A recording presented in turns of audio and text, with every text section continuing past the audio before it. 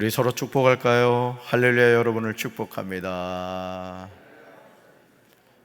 아멘. 오늘 신명기 15장 1절부터 23절까지 말씀으로 반드시 복을 받으리라, 반드시 복을 받으리라, 이런 제목으로 말씀의 은혜를 나누고자 합니다. 성경에 기록된 하나님의 말씀을 대하다 보면 깜짝 놀랄 때가 많습니다. 왜냐하면 오늘 우리가 생각지도 못하는 내용들이 나오기 때문입니다. 문명이 발달했다고 하는 요즘에야 겨우 적용하고 있는 사회적인 문제들을 이미 신명기에서 언급하고 있습니다. 신명기 15장은 빚을 면제해 주는 방법에 대해서 기록하고 있습니다.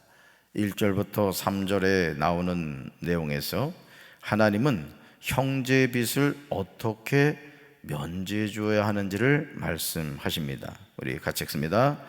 매 7년 끝에는 면제하라. 면제의 규례는 이러하니라. 그의 이웃에게 구워준 모든 체주는 그것을 면제하고 그의 이웃에게나 그 형제에게 독촉하지 말지니 이는 여호와를 위하여 면제를 선포하였음이라. 이방인에게는 내가 독촉하려니와 내 형제에게 구워준 것은 내 손에서 면제하라. 아멘. 우리가 산호라면 누구나 빚을 지고 살게 되죠. 이 세상에서 빚 없이 살아가는 사람이 얼마나 되겠습니까? 어떤 목사님이 그런 이야기를 하시더라고요. 자신은 목회를 하면서 빚 가운데로 지나왔다, 이렇게 얘기하더라고요. 그랬다고요. 밝은 빛이 아니라 지읒자, 빛 가운데로 지나왔다는 거예요. 그러니까 목회를 하다 보니까 늘 하나님 일을 하다 보니까 빛을 줬다는 거죠. 그래서 자신은 목회를 하면서 빛 가운데 달려왔다, 그런 얘기를 하시더라고요. 여러분, 이 세상에 빚 없이 살아가는 사람이 얼마나 되겠습니까? 문제는 이 빚을 해결할 능력이 없는 사람들이 많다는 거예요. 어떻게 하다 보니까 빚을 졌어요. 근데 갚을 방법이 없는 거예요. 이렇게 말하면 감당하지도 못하면서 왜 빚을 지느냐고 원론적인 대답을 하시는 분이 계실 겁니다. 물론 맞는 말입니다. 하지만 없는 사람이 빚 없이 무엇을 하겠습니까? 그래서일까요? 하나님은 빚을 준 사람인 체주에게 매 7년 끝에는 빚을 면제해 주라, 이렇게 말씀하십니다. 그러면서 면제 규례는 이러하다고 제시하십니다. 먼저 누구든지 이웃에게 돈을 구워준 사람은 그 빚을 면제해 주라고 합니다. 왜냐하면 주님의 면제년이 선포되었기 때문에 이웃이나 동족에게 빚을 갚으라고 다그쳐서는 안 된다는 거죠.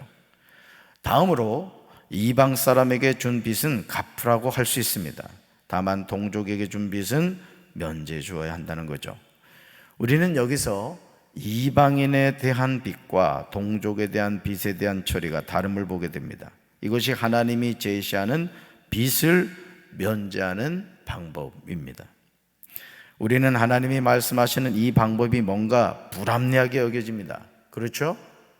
얼마 전에도 윤석열 정부가 그 청년들이 진 빚을 이렇게 탕감해 주어야 된다 해가지고 이제 그런 정책을 얘기를 했더니 막 어떤 사람들은 그냥 막 그거에 대해서 아주 부정적으로 얘기를 하기도 했습니다. 감당할 수 없으면 빚을 지지 않으면 되지, 빌려갈 때는 언제이고 갚을 능력이 없다고 면제를 해주면 어느 누가 빚을 갚겠느냐고 반문하게 되죠. 뭔가 손해를 봐도 엄청나게 손해를 보는 것처럼 느껴집니다. 아니, 어느 누가 그렇게 생각하지 않겠습니까? 여러분, 그래야 안 그래요? 필요할 때는 그냥 아주 금방 갚을게, 나 알지? 알긴 뭘 알아, 그냥 떼먹으려고 작정했지. 그러면서 그냥 급하게 빌려갔는데 나중에는 아주 입을 싹 닦는 것이죠.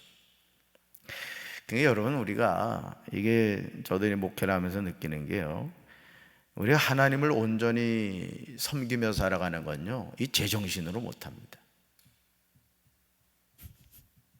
제정신으로 못한다고요. 정말 하나님을 향한 인격적인 신뢰가 없으면은 하나님의 말씀은 순종할 수 없어요. 그래서일까요? 자, 하나님은 신명기 15장 4절과 5절에서 놀라운 말씀하세요. 여러분, 하나님은요, 이렇게 해라 하면은 하나님은 절대 우리 망하게 하지 않아요. 아멘 안 하잖아요. 빚 갚지 말라고 할 거. 절대 망하게 하지 않는다고요. 하나님 말씀대로 해가지고 망하면 그 기적이에요, 기적. 여러분 기억하시기 바라요. 하나님의 말씀에 순종하면 하나님 복 주십니다. 어째 이렇게 아멘이 시원찮아. 다시 처음 들은 것처럼 하나님의 말씀에 순종하면 하나님은 복을 주십니다. 이 믿음 없으면 신앙생활 할 필요가 없습니다. 이것이 성경이 우리에게 가르쳐주는 진리예요. 복과 저주가 우리 앞에 있음을 알아야 됩니다. 그러니까 11조 생활도요, 왜 온전한 11조 생활 못하는지 아세요? 헌금으로 보지 않기 때문에요. 돈으로 보기 때문에 그렇습니다. 100만 원에서 10만 원 11조 떼면 90만 원밖에 안 남는다. 이런 계산적인 거로 자꾸 간단 말이에요. 그러니까 온전한 11조 평생 못하는 사람들도 있어요, 사실은. 그러니까 하나님을 믿을 때 가능한 것이죠. 자, 보세요. 하나님이 어떻게 순종하는 자에게 복 주는가를 보란 말이에요. 4절과 5절에 나옵니다. 같이 읽습니다. 내가 만일 내 하나님 여호와의 말씀만 듣고 내가 오늘 내게 내리는 그 명령을 다 지켜 행하면 내 하나님 여호와께서 내게 기업으로 주신 땅에서 내가 반드시 복을 받으리니 너희 중에 가난한 자가 없으리라. 아멘. 이거 암송하셔야 될 말씀이에요. 우리 다시 한번 읽어봅시다. 다시 한번. 내가 만일 내 하나님 여호와의 말씀만 듣고 내가 오늘 내게 내리는 그 명령을 다 지켜 행하면 내 하나님 여호와께서 내게 기업으로 주신 땅에서 내가 반드시, 여기다 반드시 동그라미 쳐요. 반드시 뭘 받으리니? 복을 받으리니 너희 중에 가난한 자가 없으리라. 아멘. 저와 여러분이 살아가는 삶은요, 끊임없는 선택의 연속입니다. 오늘 하루도 수많은 선택의 자리에 서게 될 겁니다. 그때 우리가 무엇을 선택하느냐가 오늘 하루의 삶을 결정합니다. 우리가 하나님의 말씀만 듣고 하나님이 내리시는 그 명령을 다 지켜 행하면 하나님이 기업으로 주신 땅에서 반드시 복을 받게 된다고 하십니다. 하나님은 시관하지 않으세요.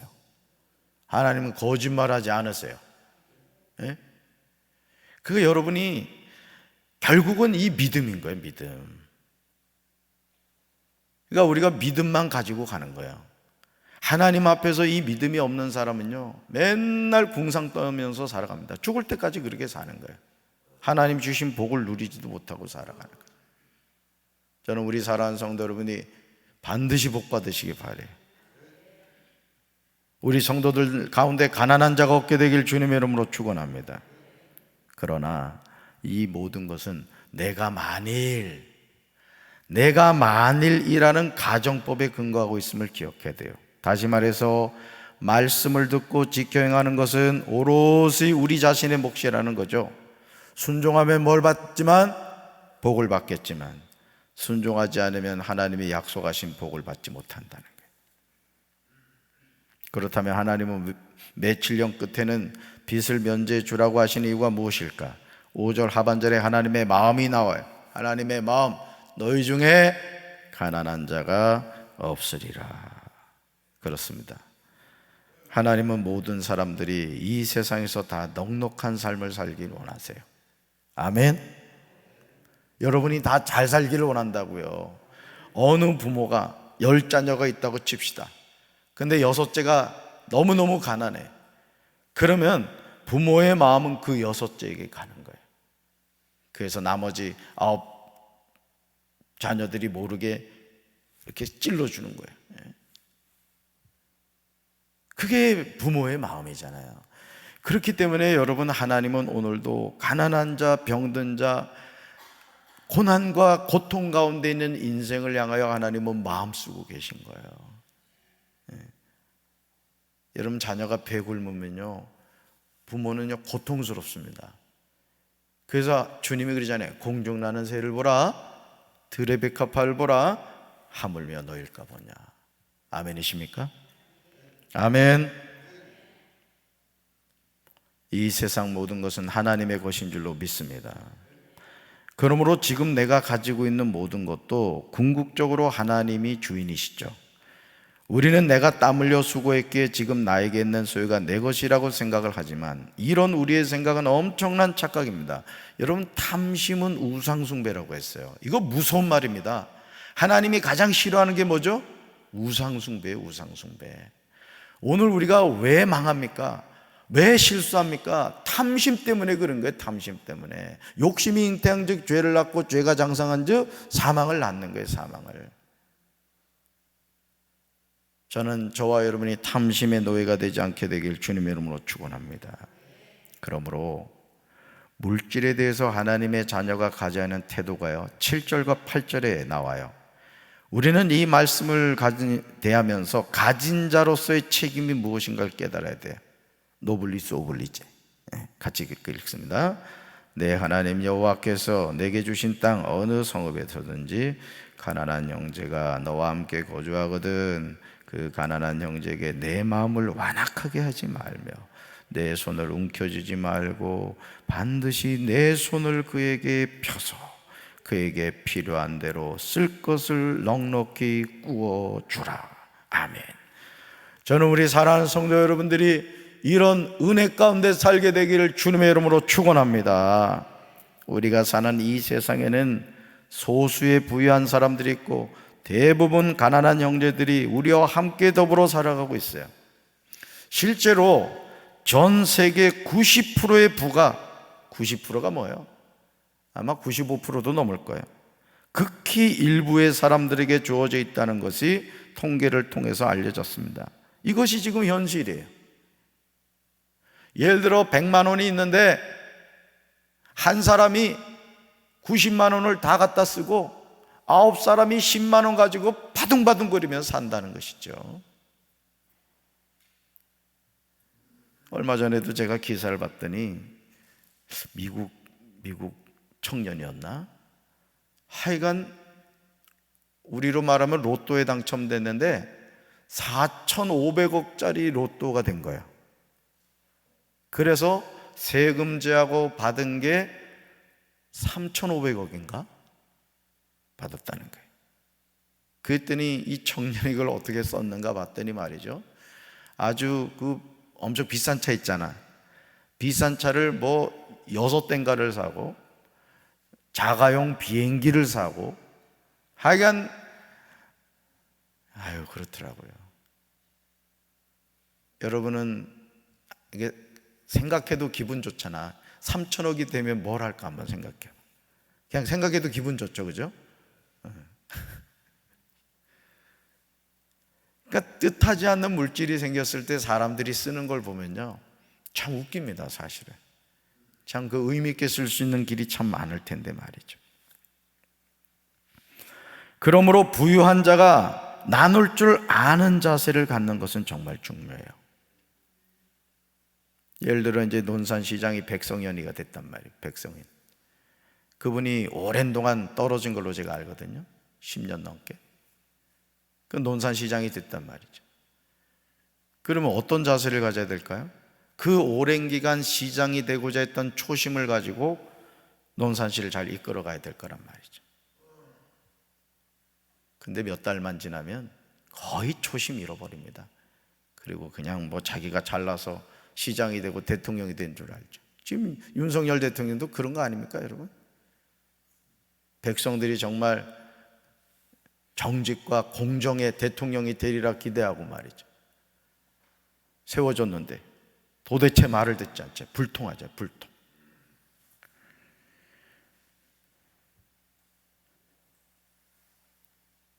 자, 하나님이 이렇게 명령하시죠. 같이 읽습니다. 너와 함께 거주하는 가난한 형제에게 내 마음을 완악하게 하지 말라. 그러므로 가진 자의 책임이 정말 커요. 가진 자는 자신의 손을 움켜쥐지 말고 반드시 자신의 손을 가난한 사람에게 펴야 합니다. 아멘. 가난한 자에게 필요한 대로 쓸 것을 넉넉히 꾸어줘야 돼. 이것이 가진 사람을 향한 아버지 하나님의 마음입니다. 제가 강경지방에 이렇게 부임해서, 우리 교회가 모교회잖아요, 그죠? 그러니 20교회 가운데 우리 교회가 장작교회일 뿐만 아니라 재정적으로도 뭐 다른 교회하고 비교가 안 될 정도로, 그래도 우리 지방 안에서는 그렇단 얘기예요. 뭐 다른 데 가면 또 명함을 못 내밀다마는, 그러다 보니까 뭔 행사만 했다면은 그냥 제가 느끼는 게 우리 교회만 바라보는 거야. 그냥 얼마 내나 하고만 바라보는 것 같아요. 이번에도 5개 지방이 체육대회를 하는데 우리도 지금 돈 쓸 때가 많아요, 우리 교회도. 그래서 눈 감고 그냥 지나갈까 하다가 그냥 마음에 또 그냥 저기 돼가지고 50만 원을 했지 뭐예요. 50만 원. 그랬더니 또 그냥 나중에 우리 교회가 50만 원 했다가 얼마나 크게 얘기를 하는지. 그 집사람이 또 가가지고 체육대회 했는데, 저는 잘 안 되는데 집사람은 잘 돼. 5만 원권이 된 거예요. 5만 원권이. 야, 그래가지고 야호 해가지고 이내랑 해가지고 피자 사 먹어야 되겠다. 그랬더니 웬걸 그걸 그냥 참지 못하고 떡하니 또 그냥 성교부 총무한테 그냥 그대로 다 낸 거야. 근데 성교부 총무가 또 그냥 우리 김영신 사모님이 5만 원이 됐는데 그걸 냈다고 기록을 해놓은 거야. 기록을. 그렇게 좋아하는 거야. 그거 썼더라면 큰일 날 뻔했어 그냥. 그러니까 여러분, 제가 말씀드리고자 하는 게 뭐냐면, 가진 자가 베푸는 마음을 가져야 된다는 거예요. 물론 우리 교회도 써야 될 일이 많죠. 그렇지만 우리가 이 지방에서 한 공동체를 이루고 가는데, 우리 교회가 예를 들어서, 물론 뭐 여러분들이 제가 부임하기 전에 빚 갚아 오느라고 그냥 다 허리띠 졸라매고 이런 거 알죠. 또 그러면서 또 하실 일은 한 걸 알아요. 그렇지만 우리 교회의 역할이 있다는 것이죠. 아멘. 그래서 중요한 게 뭐냐, 우리 성도들이 복을 받아야 돼. 그래서 담임 목사가 어디 가서 뭐 합시다 하면은 그냥 그런 교회가 돼야 되지, 아유 목사님 또 저거 했네 이러면 안 된다고. 미리 이제 기름을 발라 놓는 거야. 자, 보세요. 가난한 자에게 필요한 대로 쓸 것을 넉넉히 구워줘야 된다. 이것이 가진 사람을 향한 아버지 하나님의 마음이라는 거예요. 지금 내가 많은 물질을 가졌다고, 내 힘으로 그 물질을 얻었다고 생각하면 이것은 엄청난 착각입니다. 정말 여러분 이거 놓치면 안 돼요. 신명기 8장 18절을 보시면 우리는 이 사실을 분명히 알게 돼요. 여러분 이거 암송하셔야 될 말씀이에요. 아주 복받기를 원하면 이 말씀은 자꾸 선포하세요. 같이 읽습니다. 내 하나님 여호와를 기억하라. 그가 내게 재물 얻을 능력을 주셨습니다. 이같이 하시면 내 조상들에게 맹세하신 언약을 오늘과 같이 이루려 하심이니라. 아멘. 우리에게 재물 얻을 능력을 주신 분이 누구시다? 하나님이시다는 거예요. 그러니까 여러분, 자녀들에게 재물을 물려주지 말고 재물 얻을 능력을 물려주시기 바랍니다. 고기를 잡아주지 말고 고기 잡는 방법을 알려줘야 되는 거예요. 그게 뭐예요? 하나님의 말씀에 순종하는 거지. 할렐루야.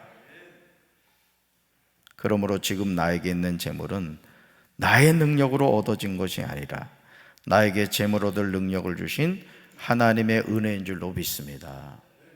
이 은혜를 힘입는 자로서 물질을 바로 사용할 줄 알아야 된다는 거예요. 내가 돈 좀 있다고 괜히 시건방 떨고 말이죠, 가난한 사람 막 하대하고 그러지 말라는 거예요. 오히려 그 물질 가지고 어려운 사람들을 섬기면서 이렇게 살펴서 쌀이 떨어진 것 같으면 20kg 쌀 한 포대 몰래 갖다가 이렇게 밀어 넣어주고 말이죠. 가끔 말이 좀 고기도 사다가 이렇게 갖다 주고, 여러분들이 의로운 홍길동이 되란 말이에요. 그럼 누가 기억할까요? 하나님이 기억하시죠. 할렐루야. 신명기 15장 9절을 보시면 충격적인 내용이 나옵니다. 궁핍한 형제를 돌보지 않는 것은 죄가 된다는 거예요. 여러분, 가진 자로서 그 가진 것을 바로 못 쓰잖아요. 하나님 앞에서 죄가 된다는 거예요. 같이 읽습니다. 9절. 삼가 너는 마음에 악한 생각을 품지 말라. 곧 이르기를 일곱째 해 면전년이 가까이 왔다 하고 내 궁핍한 형제를 악한 눈으로 바라보며 아무것도 주지 아니하면 그가 너를 여호와께 호소하려니 그것이 내게 죄가 되리라. 아멘. 그러므로 빚을 면자해 주는 해인 일곱째 해가 가까이 왔다고 해도 반드시 궁핍한 형제에게 뭐 해야 된다? 주어야 된다. 그리고 줄 때는 아끼는 마음을 품지 말아야 된다. 아끼는 마음을. 이렇게 할 때 10절 하반절에 복을 받게 돼요.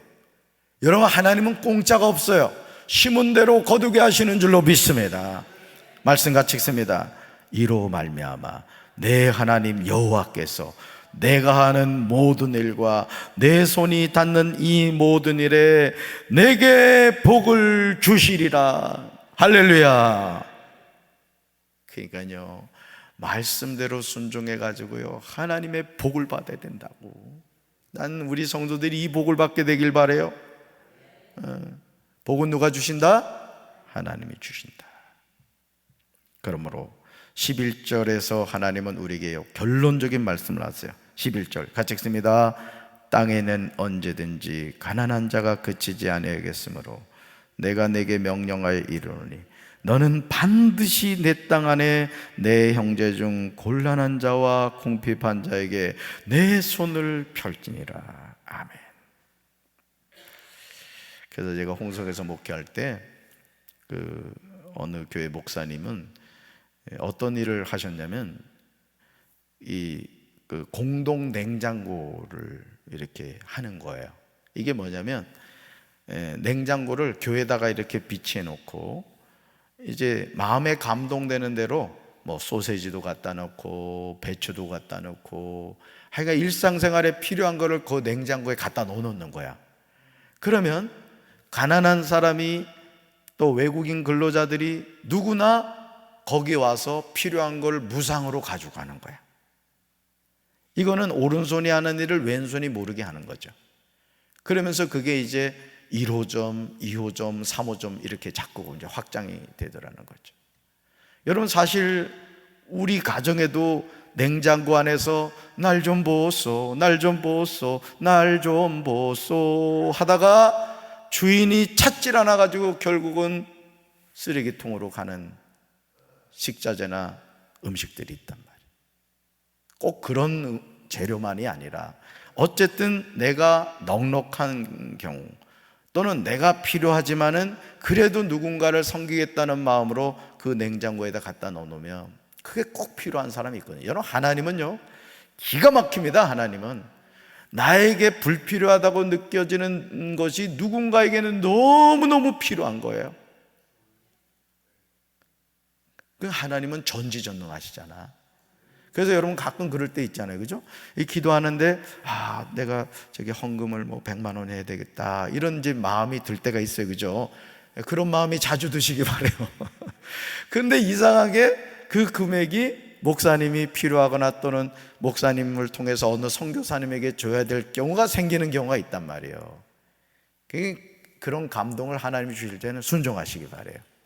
나는 자주 좀 감동이 왔으면 좋겠어. 하나님이 주신 물질을 다스릴 줄 아는 능력을 우리가 가져야 돼요. 할렐루야. 안타깝게도요 발가벗은 몸으로 이 세상에 왔다가 넘치는 물질을 소유하고도 그것을 써보지도 못하고 살다가 초라하게 인생을 마친 이들이 적지 않습니다.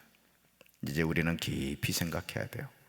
지금 나에게 있는 물질을 하나님이 어떻게 쓰기를 원하시는지 말입니다. 나에게 주신 재능 어떻게 써야 될까? 주님이 보고 계시다는 거죠.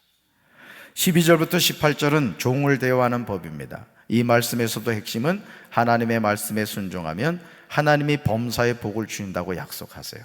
14절 보시면 하나님이 나에게 주신 복을 주신 대로 종에게 후히 주라 이렇게 말씀합니다. 복은 서로 나누어야 돼요.